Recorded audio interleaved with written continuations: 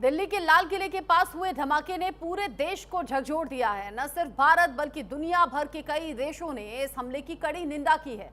वहीं इस बीच पाकिस्तान की राजधानी इस्लामाबाद से भी एक और धमाके की खबर आई है और अब पाकिस्तान ने इस हमले का ठीकरा भारत पर फोड़ने की कोशिश शुरू कर दी है। ये पहली बार नहीं है जो पाकिस्तान ने अपने ही घर में हुए आतंकी हमले का ठीकरा भारत पर फोड़ा हो। इससे पहले भी कई बार पाकिस्तान के नेता और सेना अपने देश की विफलताओं को छिपाने के लिए भारत के खिलाफ झूठे बयान देते रहते हैं, लेकिन हर बार अंतर्राष्ट्रीय स्तर पर सच्चाई सामने आती रही है और पाकिस्तान खुद आतंकवाद का पोषक रहा है। ये जग जाहिर हुआ है। शरीफ सरकार की ये बयानबाजी न केवल देश की छवि को नुकसान पहुंचा रही है, बल्कि ये भी दर्शाती है कि पाकिस्तान अपने ही लोगों के प्रति जवाबदेह नहीं है। वहीं भारत ने साफ कहा है कि आतंक के खिलाफ उसकी लड़ाई जारी रहेगी और पाकिस्तान की साजिशें चाहे जितनी हो, भारत का संकल्प अडिग है और अडिग रहेगा। जीरो टॉलरेंस की नीति अपनाई थी और आगे भी अपनाएंगे।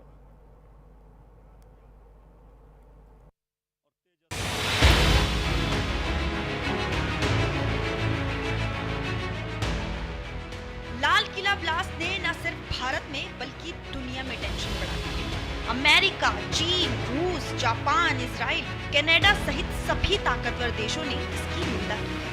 भारतीय सुरक्षा एजेंसियां अभी इस मामले की हर कड़ी को जोड़ने का प्रयास कर रही हैं। अभी तक की जांच में पाकिस्तान के जैश-ए-मोहम्मद का नाम इस मामले में आ रहा है।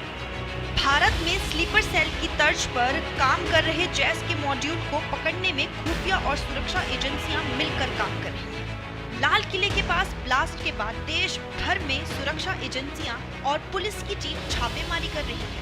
वहीं दिल्ली में धमाकों के बाद पड़ोसी देश पाकिस्तान की राजधानी इस्लामाबाद में भी एक धमाका हुआ है। धमाका इस्लामाबाद हाईकोर्ट के पास हुआ है। जिस वक्त धमाका हुआ उस समय कोर्ट परिसर में भारी ट्रैफिक था और भीड़ भी मौजूद थी। इस धमाके में 12 लोगों की मौत हो गई। धमाके में कई लोग घायल हुए।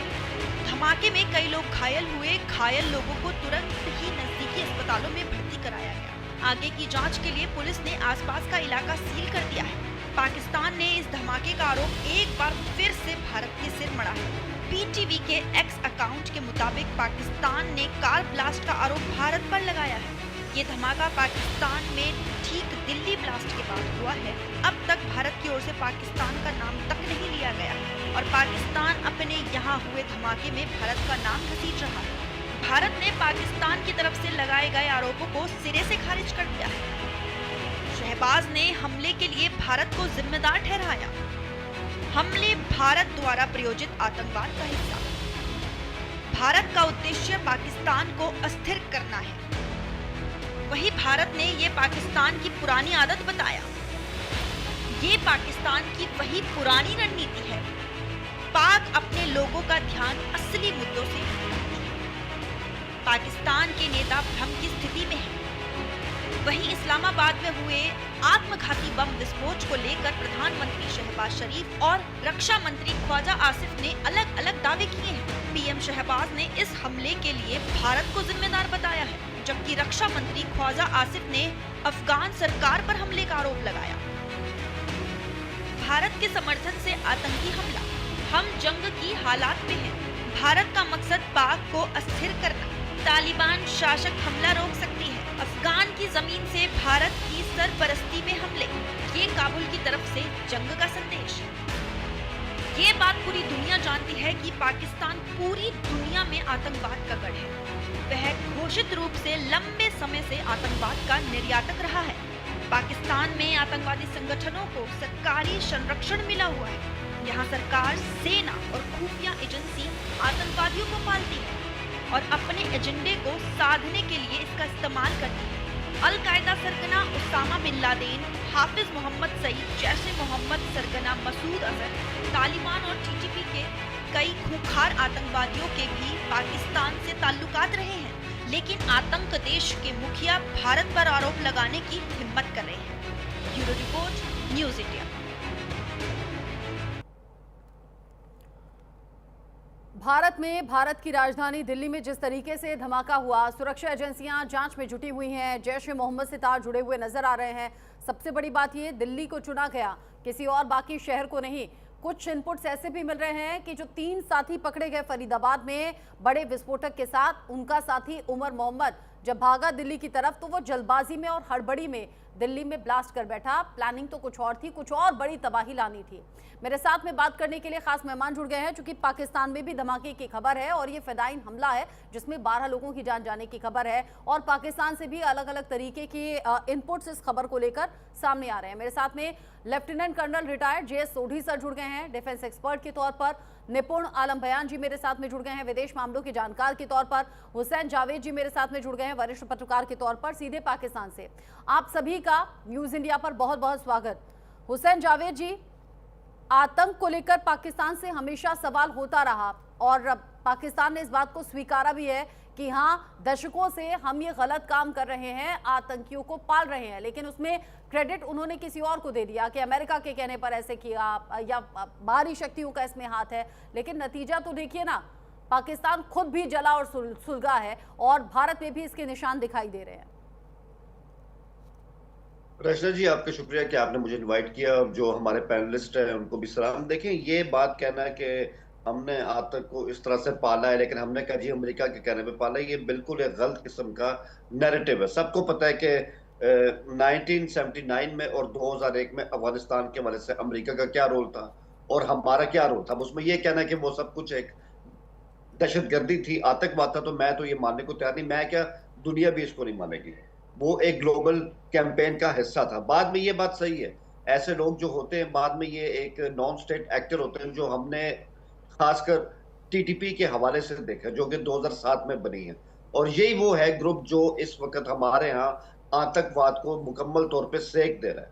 और सही बात है, हम हमेशा इसको कह भी चुके हैं, इसको मानते भी, और हमारी स्टेट ने भी इस बात से कभी इनकार नहीं किया कि इनको अफगानिस्तान का मुकम्मल सपोर्ट हासिल है। बावजूद इसके कितने टॉक्स के राउंड्स हुए हैं, इस्तांबुल में हुए हैं, दोहा में हुए हैं, लेकिन हमारी जो उनके बारे में असेसमेंट है वो वही है कि काबुल हुकूमत फिलहाल चाहती नहीं है कि इनके ऊपर से जो है अपना हाथ उठा लिया जाए।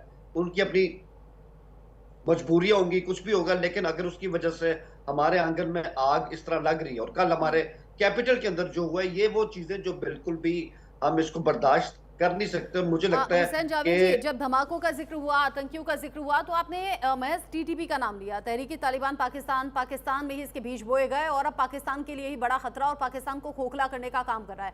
ठीक है, ये मैंने मान लिया। हाफिज सईद और मसूद अजहर जैसे ये जो आतंकी आका हैं, इन पर आप क्या कहेंगे? देखिए, इससे पहले भी कई बार आपके शोज में इस पर बात हुई है। हाफिज सईद के बारे में कम से कम देखें, हमारा स्टांस तो यही है कि हमारी अपनी कोर्ट ने उसको 2019 में सजा सुनाई और पिछले 6 साल से वो जेल काट रहा है। लेकिन ऐसे हम इंडियन मीडिया के ऊपर ही सुनते हैं कि भाई उसका जो संगठन है वो अभी भी इस तरह काम कर रहा है, अभी भी एक्टिव है। कि ना सिर्फ उसके संगठन के ऊपर, उसकी तंजीम के ऊपर, हालांकि उनके नाम भी चेंज हुए हैं, हमने उन पर 12 बैन भी लगाया है, उनका क्रैकडाउन भी किया है और उन पर निगाह भी रखी है। तो आई थिंक इसलिए हाफिज सईद इतना, अगर कोई आतंकी आका मारा जाता है या फिर कोई कमांडर मारा जाता है आतंकी संगठन से जुड़ा हुआ, तो क्या वो आतंकी विचारधारा खत्म हो जाती है? क्या वो जो तमाम आतंकी तैयार होते हैं आतंकी ट्रेनिंग कैंप्स में, वो तो फिर पीछे से तैयार होते हैं ना? और मसूद अजहर जो अलग अलग कैंप्स चला रहा है, खास तौर से युवाओं को जोड़ रहा है और अब तो महिलाओं को भी साथ में, महिला ब्रिगेड भी तैयार करने की खबर रह रहकर सामने आ रही है। देखिए, मैं आपको यही कहूंगा कि जो उनकी सिस्टर का नाम आ रहा है कि वो बहुत एक्टिव है, उन्होंने इस तरह का कुछ संगठन बनाया है और अब शायद वो उनको एक खुदकुश हमलावर के तौर पे शायद इंडिया के खिलाफ इस्तेमाल करना चाहते हैं। ये वो तमाम चीजें जो हमने सिर्फ इंडियन मीडिया के ऊपर सुनी है। और एक और चीज मैंने सुनी थी कि इस संगठन के लिए हमारा सारा मुल्क उनको 500-500 रुपया फी घर उनको दे भी रहा है। मैं आपको बताता हूँ, मैं लाहौर में रहता हूँ, हमने यहाँ पे किसी ऐसी तंजीम को देखा नहीं जो उस संगठन के नाम पे 500-500 रुपए का चंदा इस तरह मांग रहे हो। ये हमारे यहाँ कोई ऐसी बात ही नहीं है, कोई ऐसी चीज हुई भी नहीं है। तो मैं समझता हूँ ये सिर्फ एक मीडिया की इख्तरा है। बट आपके यहाँ के ये बड़े मंत्री, बड़े चेहरे जब ये कह देते हैं कि 3 दशक से ज्यादा हम ये गंदा काम कर रहे हैं, आतंकियों को पाल रहे हैं, वो भी तो सच्चाई है ना। और ये किसी से छिपा नहीं कि अलग अलग जगह जो आतंकी ट्रेनिंग कैंप्स चल रहे हैं, आतंकी आका वहां शरण पाए हुए हैं। ऑपरेशन सिंदूर में जब आतंकी मारे गए तो आपकी सेना के बड़े अफसर वहां पर सर झुकाए हुए जनाजे में खड़े हुए थे। वहां पाकिस्तान सरकार की तरफ से 1-1 करोड़ रुपए मुआवजे का ऐलान कर दिया गया, IMF से जब लोन मिला। ये सब चीजें कैसे छिप सकती हैं हुसैन जावेद जी? अच्छा जी, फिर आप ये भी देखिए ना, वो तो आपको लगता है कि भावलपुर के अंदर उनके कैंप थे, मुरीदके के अंदर उनके कैंप थे, लेकिन हम जब वहां पहुंचे, मतलब हमारी जो भी वहां पे जब हमारी जांच एजेंसियां पहुंची, तो मासूम जो बच्चे थे उनकी लाशें पड़ी थी।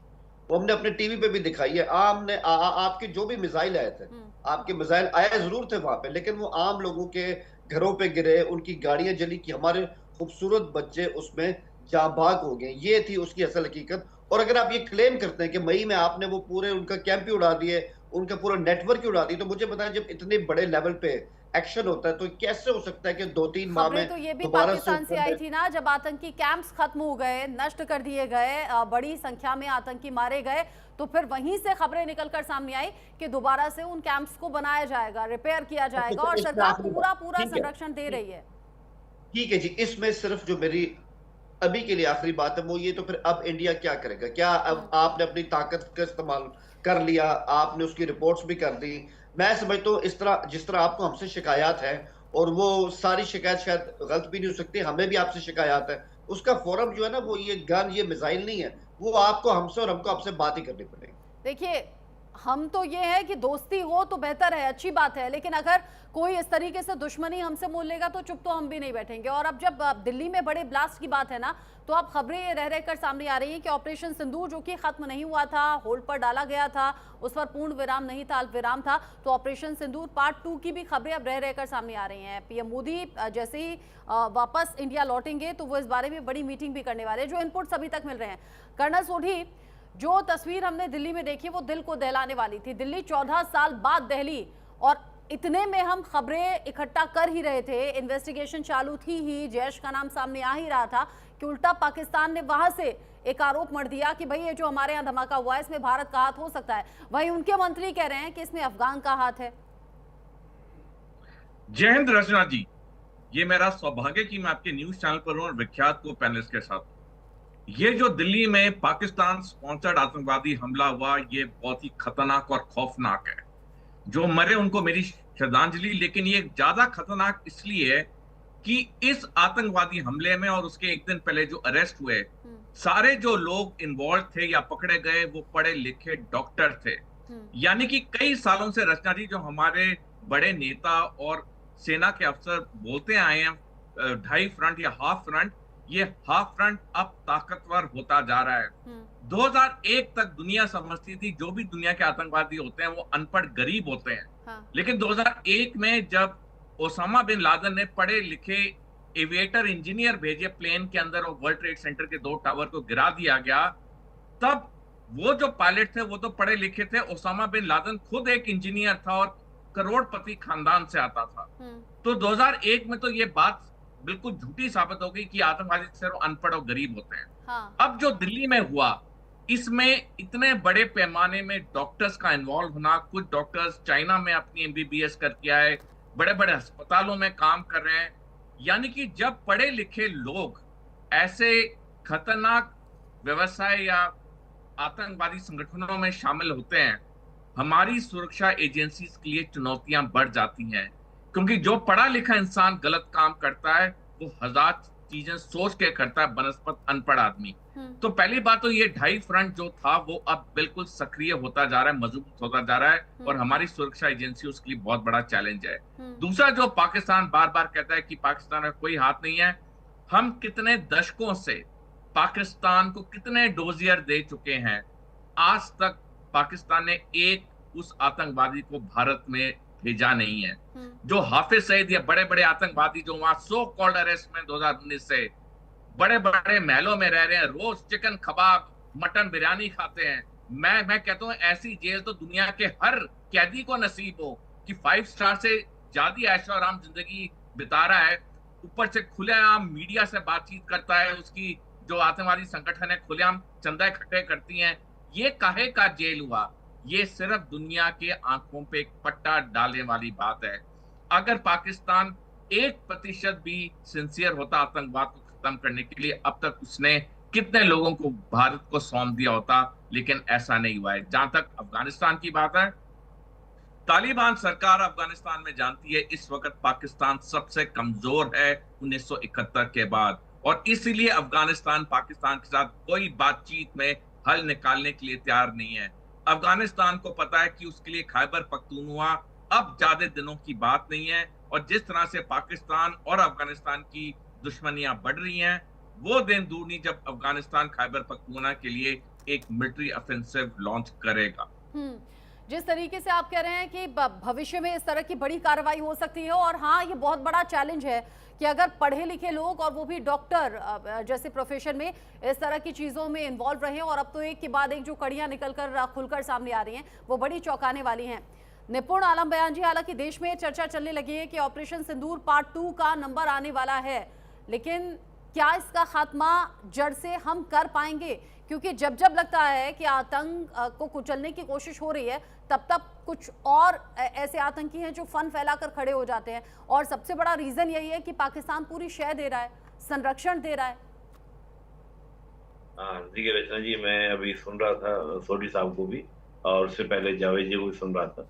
देखिए रचना जी, अपने प्रश्न बहुत सुंदर प्रश्न किया, और पाकिस्तान की ये स्टेट पॉलिसी है। जब जियाउल हक पावर में आए थे पाकिस्तान के अंदर, उन्होंने एक पॉलिसी अपनाई थी कि to bleed India with 1000 cut, mean that कि हम भारत का खून बहाएंगे 1000 कट देकर। और तब उन्होंने एक लो इंटेंसिटी वॉर, जिसको हम एक प्रॉक्सी वॉर के नाम से जानते हैं, वो प्रारंभ किया। क्योंकि पाकिस्तान अभी तक हमसे 4 बार वॉर कर चुका है, 47, 65, 71 और 99। चारों बार पाकिस्तान ने हार हुई, शिकस्त मिली। उसके बाद पाकिस्तान ये बात समझ चुका है कि भारत के साथ डायरेक्ट वॉर करने में तो हम टिक नहीं पाएंगे, तो बेटर है कि प्रॉक्सी वॉर लड़े। और प्रॉक्सी वॉर में वो क्या करता है, एक एसेट के रूप में रेडिकल और टेररिस्ट को तैयार करता है, जो हमारे अगेंस्ट क्या करता है, लॉन्च करता है। जब ऑपरेशन सिंदूर हमने देखा और पहले फेज हमने कहा कि आगे अगर कोई भी टेररिस्ट एक्टिविटीज हुई तो उसको एक्ट ऑफ वॉर माना जाएगा। और देखिए, अभी तक आप देखेंगे कि जो घटना दिल्ली में हुई, इस घटना के बाद अभी तक हमने ये नहीं कहा कि इसमें सीधे पाकिस्तान के नाम है, या उसको हम जांच कर रहे हैं, और जांच करने के बाद जब प्रमाणित होगा तो हम उस प्रकार का बयान देंगे किसके हाथ है किसके नहीं। अभी तो हम हर तरह की बात को कहने से बच रहे हैं। देखिए, इसी बात को कहा जाता है कि एक जिम्मेदार देश, जिसको हम लोग बोलते हैं कि रेस्पॉन्सिबल कंट्री। लेकिन पाकिस्तान की ओर से कोई भी घटना हो जाए, पानी का क्राइसिस क्रिएट होगा। यहाँ पर देखिएगा, मई जून में पाकिस्तान में पानी की बहुत कमी होने वाली है, क्योंकि इनका मैनेजमेंट ठीक नहीं है। तब ये कहेंगे कि भारत ने पानी रोक दिया। इनके यहाँ पर गरीबी है, 45% से ज्यादा इनके यहाँ पर गरीबी है, गरीबी रेखा से नीचे है, तो कहेंगे कि भारत ने हमारे यहाँ पे गरीबी बना दी, अमीरी पूरी लूट कर ले गए। हर चीज के लिए पाकिस्तान किसको देगा? आपका भारत को देगा। अब रही बात ऑपरेशन सिंदूर 2 की, हम बात करें। देखिए, अभी तो सरकार की ओर से कोई वक्तव्य नहीं आया है। हालांकि ऑपरेशन सिंदूर अभी खत्म तो हुआ नहीं, वो तो कैरी ऑन है। लेकिन बात यह कि हम लोग बहुत जिम्मेदारी से बाकायदा जांच करने के बाद, सब चीजें कार्रवाई करने के बाद, हम एक डेमोक्रेटिक कंट्री हैं, डेमोक्रेसी चलते हैं। हमारे तानाशाही थोड़ी ना है कि सेना का कोई कमांडर, आर्मी का कोई कमांडर, उसको आपने पूरी पावर दे दी, आपने उसको सीडीएफ बना दिया। हमारे यहाँ से नहीं चलता। हमारे यहाँ पर एक डेमोक्रेटिक प्रोसेसिंग होती है, लोकतांत्रिक संस्थाएं और उनके साथ जो एजेंसीज हैं वो बेटर तरीके से काम करती हैं। और रही बात आपका कि आतंकवाद कब खत्म होगा, देखिए निश्चित रूप से मुझे ऐसा लगता है, एक छोटा सा मैं आपको एक कंपैरिजन दे रहा हूँ। देखिए, जब शेख हसीना का दौर था, तो शेख हसीना के दौर के समय बांग्लादेश और भारत के संबंध बड़े शानदार संबंध थे। लेकिन जब से मोहम्मद यूनुस आए हैं तो संबंध बिगड़े हैं। मैं मान के चलता हूं कि हुसैन साहब भी चाहते होंगे कि भारत के साथ हमारे संबंध बेटर हों, लेकिन पाकिस्तान की सेना, पाकिस्तान की सरकार नहीं चाहती संबंध बेटर हो। कि अगर सरकार और सेना सुनिश्चित कर ले, क्योंकि पाकिस्तान की सेना का वजूद इस बात पर है कि हम भारत से क्या कर रहे हैं, दुश्मनी कर रहे हैं, भारत से हम लोग जंग लड़ेंगे, उसी के कारण वो क्या करते हैं, वहां पर टैक्सेस इकट्ठा करते हैं। तो मुझे लगता है कि जब तक वहां पर सरकार की नीयत ठीक नहीं होगी, सरकार ठीक से काम, तब तक दिक्कत रहने वाली है। और हमें हमेशा अपनी सुरक्षा, रचना जी एक बात मैं टिप्पणी करके बात खत्म करूंगा। ये घटना बहुत बड़ी घटना हो सकती थी रचना जी। आप देखिए इस प्रकार हमारी सिक्योरिटी एजेंसीज ने कितनी बड़ी मात्रा में जो विस्फोटक थे उनको पकड़ा। अगर वो सारे विस्फोटक काम आ गए होते तो हमें लगता है कि आज बहुत बड़ी घटना हम सुन रहे होते, बहुत बड़े धमाके सुन रहे होते। 2900 किलो विस्फोटक का मिलना और उसे पकड़ना, ये बहुत बड़ी कामयाबी भी है। लेकिन हाँ, इसी हड़बड़ी में जब उमर मोहम्मद भाग रहा था तो दिल्ली में लाल किले के पास उसने ये ब्लास्ट कर दिया। ये हड़बड़ी और जल्दबाजी में किया गया ब्लास्ट था। अगर पूरी तैयारी के साथ होता तो बड़ी तबाही हो सकती थी। आप तीनों रहिए मेरे साथ में। दिल्ली ब्लास्ट मामले से जुड़ा एक और बड़ा अपडेट मिल रहा है। बड़ी खबर, आतंकियों ने नए मोड व्हाइट कॉलर मुस्लिम टेररिस्ट का खुलासा किया है। जैश ए मोहम्मद ने ब्लास्ट के लिए खास लोगों को चुना। ब्लास्ट करने वालों का कोई क्रिमिनल रिकॉर्ड नहीं है। बड़े शहरों में रहने वाले पढ़े लिखे लोगों को चुना गया। इस्लाम के नाम पर युवाओं को रेडिकलाइज किया गया। जांच एजेंसी पुलिस को गुमराह करने के लिए ये पूरा प्लान तैयार किया गया था। जांच एजेंसियों के लिए चुनौती बने व्हाइट कॉलर मुस्लिम टेररिस्ट। व्हाइट कॉलर मुस्लिम टेररिस्ट को तैयार करना, और जिसका जिक्र अभी कर्नल सोढी भी कर रहे थे कि ये जो पढ़े लिखे लोग हैं, ये जो व्हाइट कॉलर मुस्लिम टेररिस्ट हैं, इन्हें कैसे पहचाना जाए, इनकी कोई पहचान नहीं हो सकती। और जांच एजेंसियां पुलिस को गुमराह करने के लिए जानबूझकर ये प्लान तैयार किया गया। ये जैश ए मोहम्मद से जुड़ते हुए तार हैं और जैश ए मोहम्मद ने ये नया तरीका निकाला। ब्लास्ट के लिए खास लोगों को चुना और फिर उनका ब्रेन वॉश किया गया। धर्म के नाम पर उन्हें बरगलाया गया। दिल्ली ब्लास्ट मामले से जुड़ा हुआ ये बड़ा अपडेट अभी तक निकलकर सामने आ रहा है। हम कल से लेकर अब तक, इनफैक्ट परसों शाम से लेकर अब तक इस बात को लेकर ही बार बार जिक्र कर रहे हैं कि कैसे एक के बाद एक ये डॉक्टर्स पकड़े गए हैं। कर्नल सोढी, ये बड़ा चैलेंज है, लेकिन साथ ही साथ ये सोची समझी साजिश भी है। इसमें जानबूझकर ऐसे लोगों को चुना गया जिन पर कोई शक ना हो। डॉक्टर पर भला कोई कैसे शक कर सकता है? बिल्कुल रचना जी, ये बहुत सोची समझी गहरी साजिश है जिसकी प्लानिंग महीनों तक गई होगी। जिस तरह से इन लोगों को चुना गया जिन पे कोई क्रिमिनल रिकॉर्ड नहीं था, जो पढ़े लिखे थे, जिनका सोसाइटी में बहुत नाम था। हम सारे जानते हैं किसी भी जगह में डॉक्टर की क्या अहमियत होती, कितने इज्जत से डॉक्टर को देखा जाता है। तो ये सारी जो प्लानिंग थी, ये बहुत एक डीप प्लानिंग की गई। और 2900 केजी लाना, मैं कहता हूँ, हम अगर किराने की दुकान से 5 केजी आटा लाते हैं तो वो दुनिया को दिख जाता है। तो 2900 केजी लाना, उसको छुपाना। लेकिन देखिए हमारी सुरक्षा एजेंसीज, हमारी ये खुफिया एजेंसीज को नमन और सलाम। उन्होंने कैसे इतने बड़े तादाद में विस्फोटक को पकड़ा और भारत में जो बड़े बड़े ब्लास्ट होने थे उसको किस तरह से इन्होंने बचाया। और AK-47 जैसी बड़ी राइफल भी। हुसैन जावेद जी, कोई कमेंट करेंगे इस पर? मैं इस पे यही कहूंगा कि मैं अभी तक तो जो आपकी हुकूमत है या आपकी एजेंसी है, उनको इस बात पे जरूर दाद दूंगा कि उन्होंने कोई जल्दबाजी में कोई ऐसा बयान नहीं दिया कि भाई ये तो पाकिस्तान ने कराया। अभी भी आपकी जांच चल रही है, हर जो आपका एंगल है उसको देखा जा रहा है। तो मैं समझता हूँ ये एक पॉजिटिव चीज भी है। और एक और बात है कि आप ये भी सोचिए कि अगर ये उस इंटेंसिटी की चीजें होती जो इससे पहले हमने पहलगाम में देखी थी, तो उस वक्त भी हमें याद है, आपको भी याद होगा, हमें भी याद है कि मोदी जी उस वक्त सऊदीया के दौरे पे थे और वो उसके बीच में आ गए थे। हाँ। अभी आपने खुद बताया कि वो भूटान में शायद वो आ जाएंगे या कल आएंगे। तो ये अच्छा है कि इस दफा जरा सब्र से काम लिया जा रहा है और यही स्पिरिट है। आई थिंक इस तरह का स्पिरिट हो कि स्पेकुलेशंस को साइड पर रख के अगर जांच पूरी चल रही है और गहनता से चल रही है, अलग अलग एजेंसियां इस पर लगी हुई है। निपुण जी, एंड कमेंट आपका प्लीज 20 सेकंड में। मैं बस ये बात कहूंगा, हुसैन जी कह रहे थे कि पाकिस्तान का कोई हाथ नहीं है। खुद परवेज मुशर्रफ ने इस बात को स्वीकार था कि आतंकवाद में पाकिस्तान का हाथ है। नवाज शरीफ ने स्वीकारा था। 2019 में इमरान खान ने अमेरिका में जाके बोला था और ये बोला था कि करीब 30 से 40 हजार आतंकवादी हमारे यहाँ पर सक्रिय है। 15 सालों से, पिछले 15 सालों से अमेरिका गवर्नमेंट से पाकिस्तान की सरकार छिपा रही थी। तो बहुत सारे प्रमाण में दे सकता हूँ विद फैक्ट्स जो इनके यहाँ के नेताओं ने बोले हैं। खुद आप देखिए परवेज मुशर्रफ का ये कहना कि हमारे द्वारा मंत्री ने बोला है सर कि 3 दशक से ज्यादा हो गया ये गंदा काम हम कर रहे हैं। हम ये मानते हैं कि हाँ, हम आतंक को पालने का काम करते हैं और ये आतंक आज पाकिस्तान के लिए बड़ा सरदर्द है। लेकिन अगर भारत की तरफ चीजें आ रही हैं तो फिर बड़े एक्शन की जरूरत भी है और जांच भी चल रही है। जो भी हम कहेंगे जांच के बाद कहेंगे, सबूत के साथ कहेंगे और हाँ, एक्शन भी होगा ही। बहुत शुक्रिया कर्नल सोढी, साथी हुसैन जावेद जी, निपुण आलम बयान जी, साथ में जुड़ने के लिए, इस डिस्कशन में साथ में रहने के लिए। छोटा सा ब्रेक यहाँ पर ले रहे हैं, लौटेंगे।